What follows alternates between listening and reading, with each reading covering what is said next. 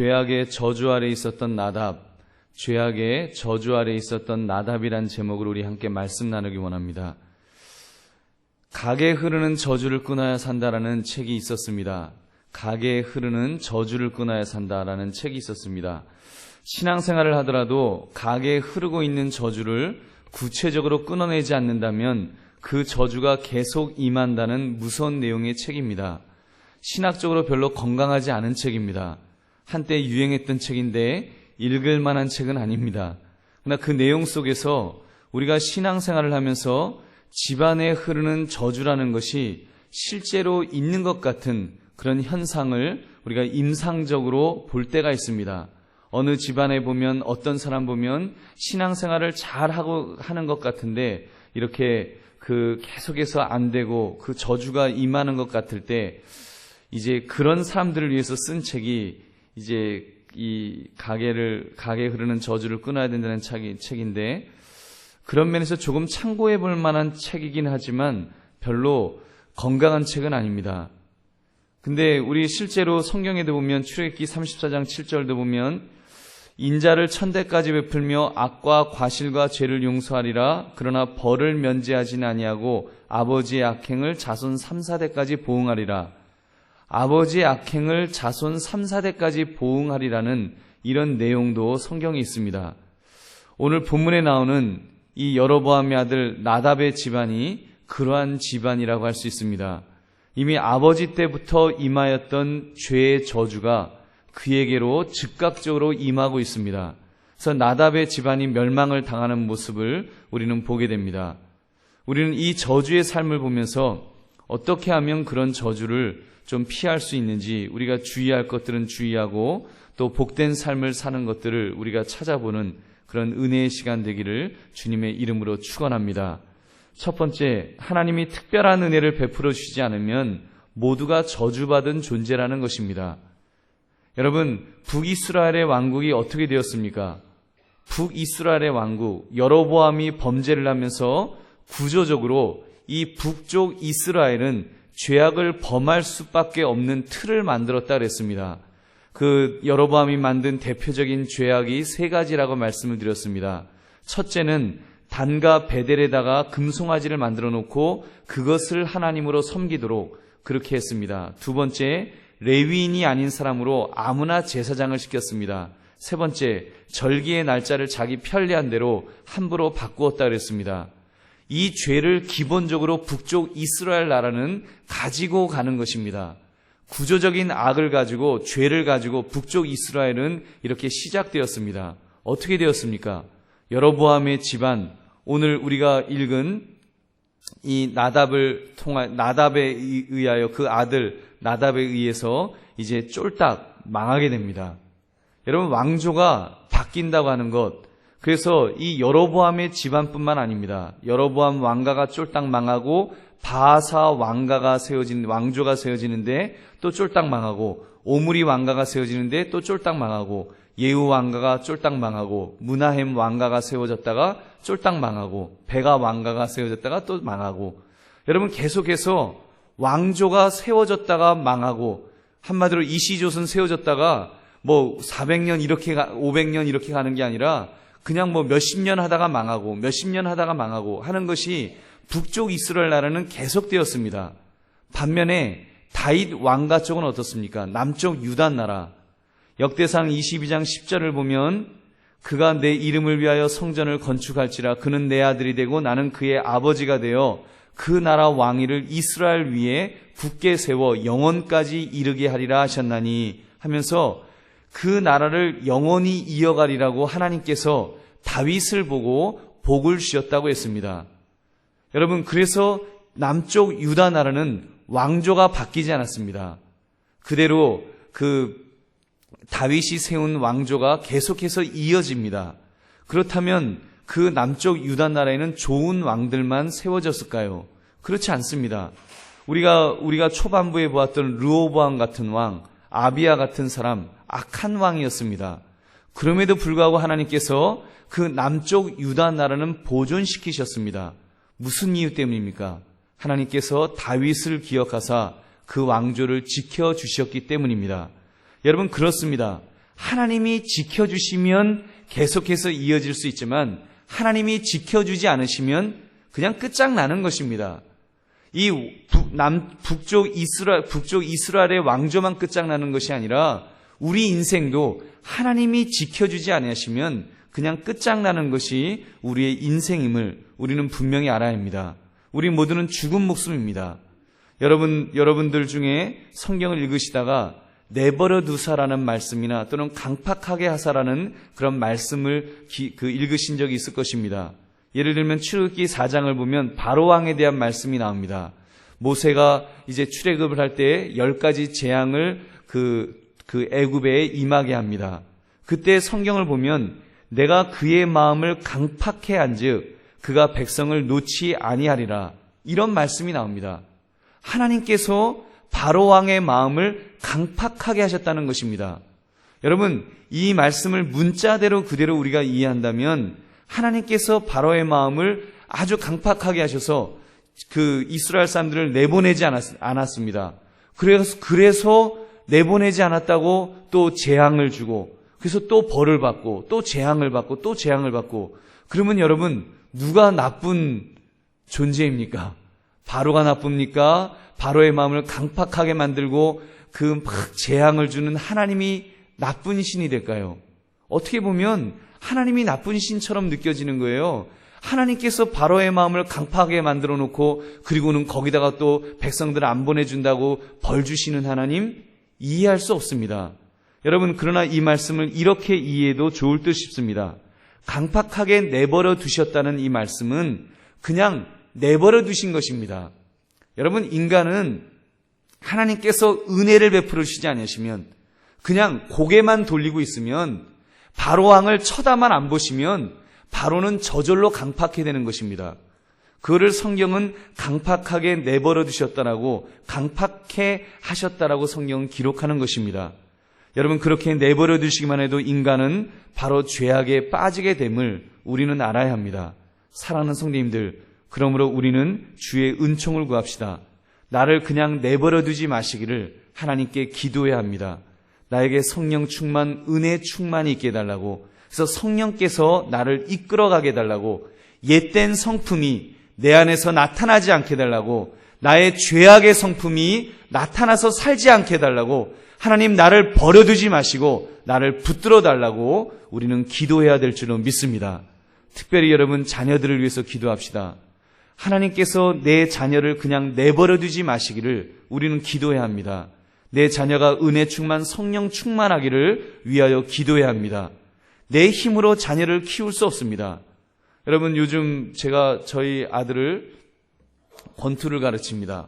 권투를 가르치면서 야, 주먹은 뭐 이렇게 하는 거야, 저렇게 하는 거야.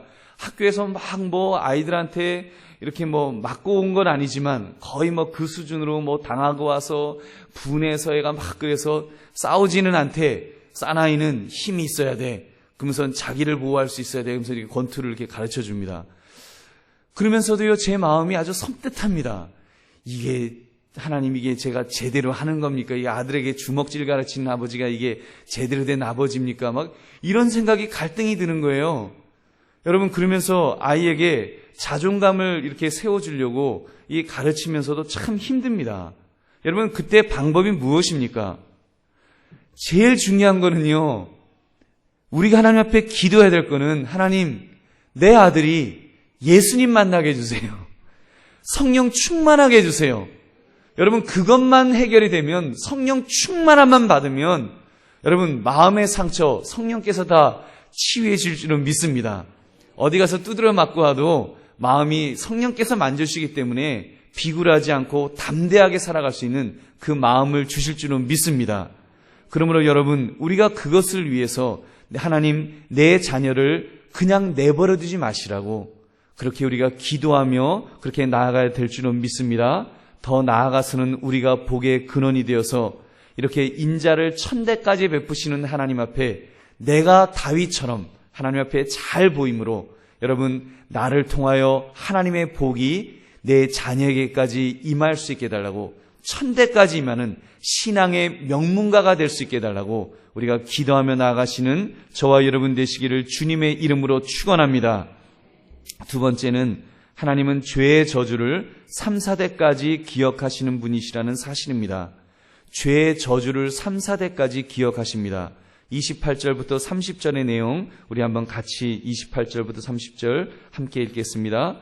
유다의 아사왕 셋째 해에 바아사가 나답을 죽이고 대신하여 왕이 되고 왕이 될 때 여로보암의 온 집을 쳐서 생명 있는 자를 한 사람도 남기지 아니하고 다 멸하였는데 여호와께서 그의 종 실로 사람 아이야를 통하여 하신 말씀과 같이 되었으니 이는 여로보암이 범죄하고 또 이스라엘에게 범하게 한 죄로 말미암으며 또 그가 이스라엘의 하나님 여호와를 노엽게 한 일 때문이었더라. 아멘. 이렇게 오늘 본문을 보면 나답이 여로보암의 아들 나답이 어떻게 되었는지를 말씀합니다. 바아사에게 죽임을 당하는데 그 집안에 하여튼 생명 있는 자는 다 멸하였다라고 아주 한 사람도 남기지 않고 씨가 마르도록 다 죽임을 당했느라고 그렇게 성경은 기록합니다. 그리고 그 이유를 아이야를 통해 이미 예언됐다고 말씀을 하는데 여로보암이 범죄하고 또 이스라엘에게 범하게 한 죄로 말미암음이라고 이렇게 그래서 하나님의 노여움을 사서 이 일이 있었노라고 성경은 기록하고 있습니다. 여러분 얼마나 무서운 말씀입니까? 하나님께서 여로보암에게 경고하신 대로 실제로 그 저주가 나답에게 임하였던 것입니다. 여러분 여로보암의 입장에서 한번 보십시오. 하나님이 저주하신다고 하셨는데 실제로는 그가 어떻게 되었습니까? 여로보암 자신은 살 만큼 살았습니다. 그는 북이스라엘을 세우고는 자그마치 22년간을 통치하였습니다. 나라를 잘 세웠고 그리고 하나님께서 너를 버리셨다 이런 이야기는 들었지만 그는요 그 죽는 그날까지 왕으로서 그 나라를 통치하였습니다. 여러분 아버지가 왕이 아니었습니다. 여로보암은 왕이 아니었습니다.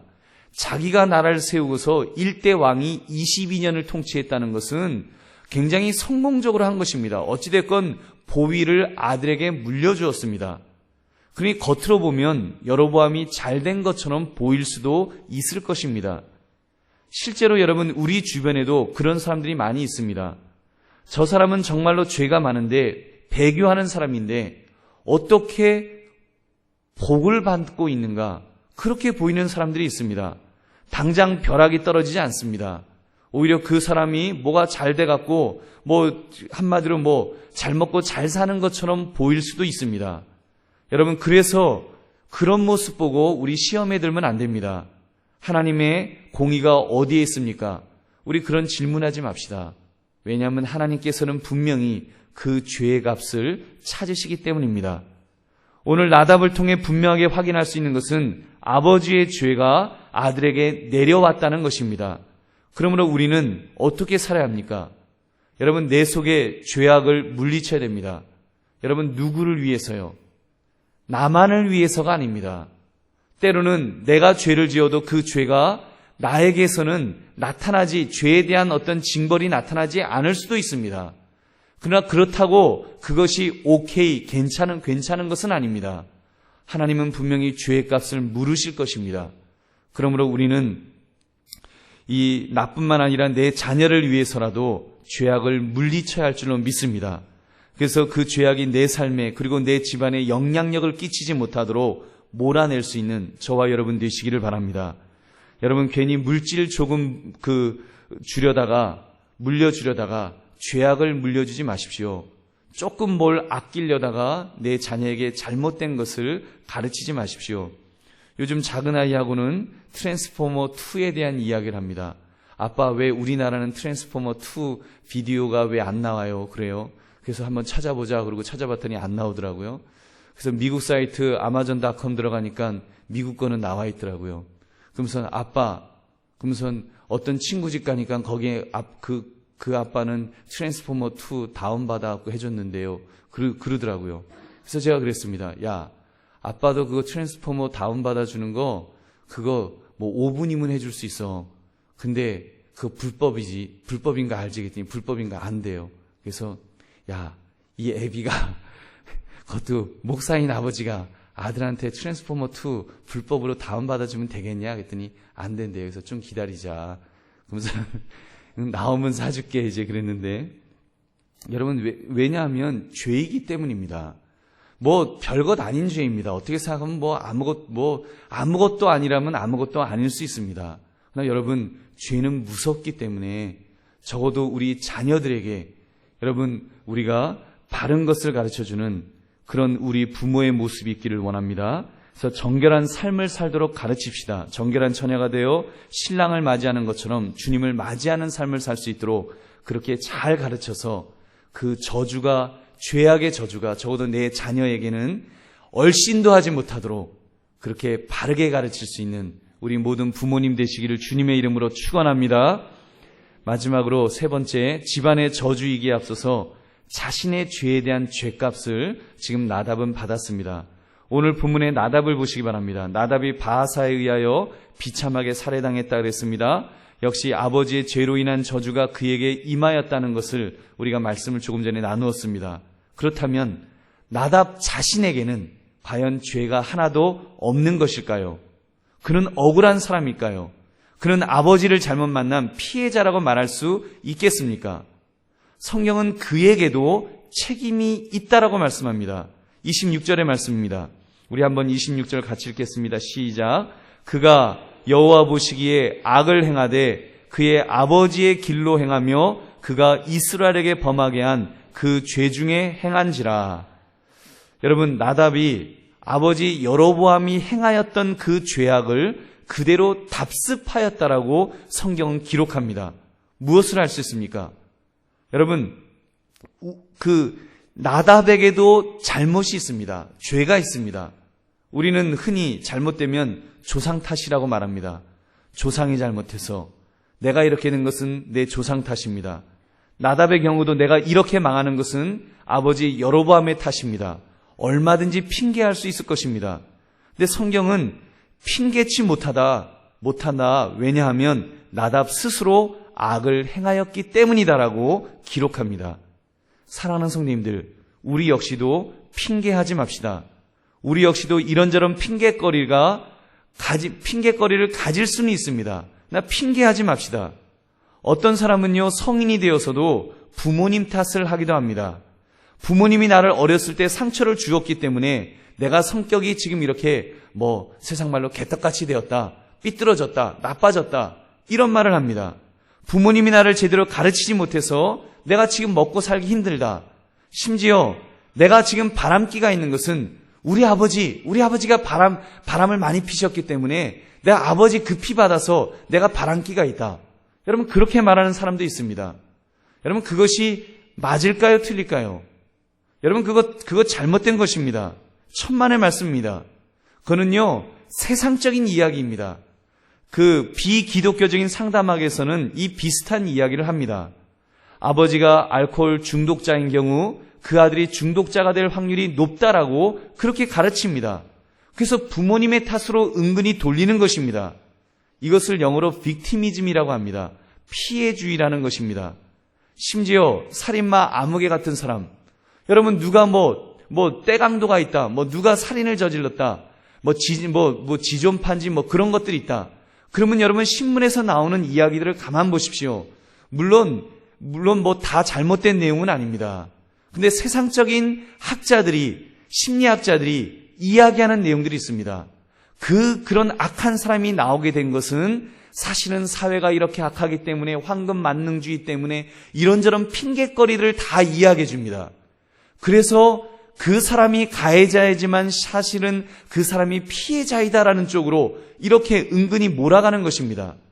그래서 여러분, 우리 많은 사람들이 잘못을 하고도 내가 잘못한 것 아니다, 세상이 이렇게 만든 것이다라고 우리가 핑계합니다.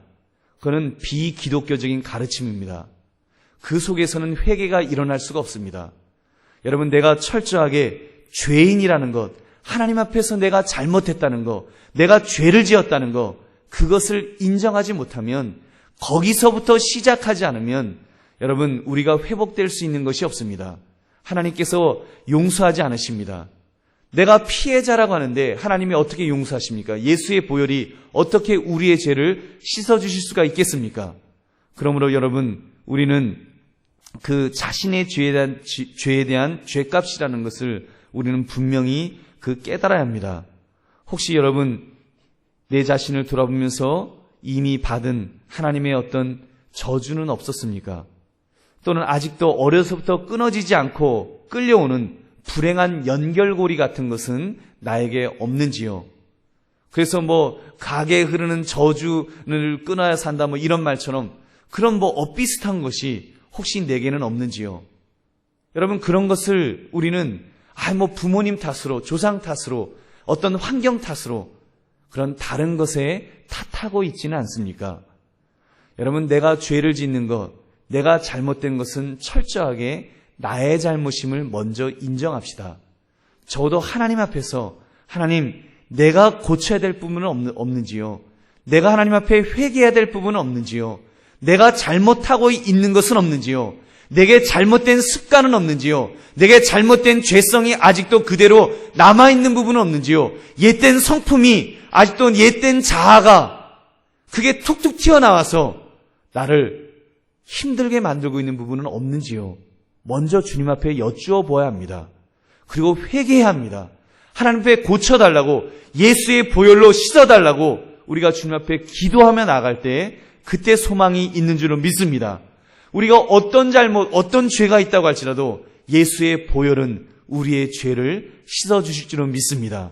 우리의 모난 부분들을 다듬어 주실 줄로 믿습니다. 그러므로 우리는 주님 안에서 주의 사죄의 은총을 충분히 받아 누리면서 우리가 변화를 체험할 수 있는 저와 여러분 되시기를 주님의 이름으로 축원합니다. 말씀을 맺습니다. 죄악의 저주 아래 있었던 나답을 우리가 보았습니다. 우리는 오늘 말씀을 통해 세 가지를 깨닫게 되었습니다. 첫째, 하나님이 특별한 은혜를 베풀어 주시지 않으면 모두가 저주받는 존재라는 사실을 깨달았습니다.